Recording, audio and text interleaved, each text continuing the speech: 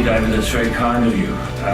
It's indeed an honour to be here in the distinguished company of, and I'm about to embarrass one person in the room, but I don't apologise for that.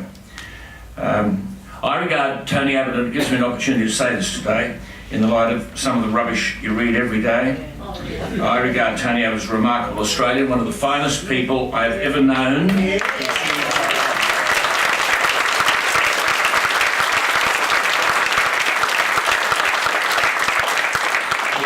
He's a man not just capable of articulating policy and writing with great clarity, but also, put simply, a firefighter and a lifesaver. The quintessential Australian. And I can tell you, those who may not know him as well as I do, he never changes. Tony Abbott is the same to everybody.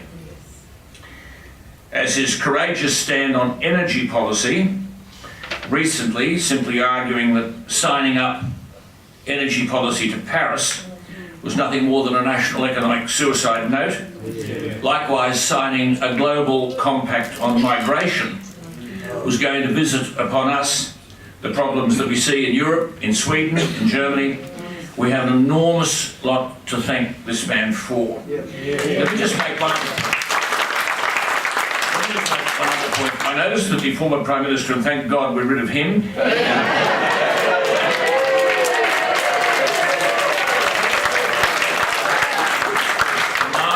for mine, New York is not far enough away.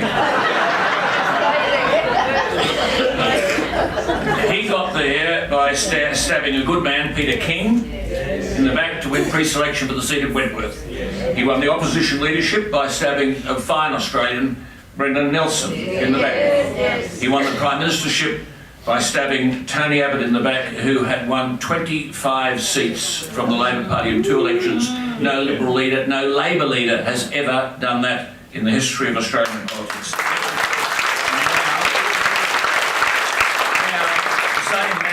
Leaves Parliament because he argues that if you're no longer Prime Minister, you should go. So that was all he was ever interested in, not serving the electorate. This man chooses to stay, to fight for the country, to fight for policies, to fight with ideas, and to fight for his electorate.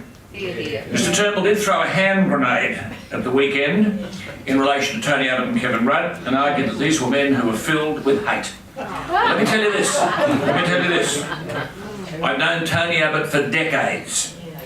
I've never heard Tony Abbott utter a hate-filled sentiment in his life. And if I could be very critical, I did tell him, and if the media are here, I don't care. Not long into his Prime Ministership, I told him there was a person I thought he should get rid of because he was white-handing and undermining his leadership at every turn.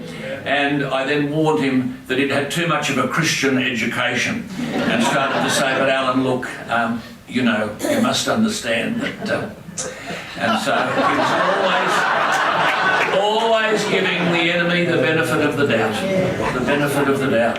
And many of us, I don't think, have that Christian capacity. Wonderful person. So, Tony, it might sound like a bit of an ego massage, but these things have to be said, and I don't have any hesitation in saying them. Thank you, David, for asking me to speak, because David Flint is also a remarkable Australian. Also,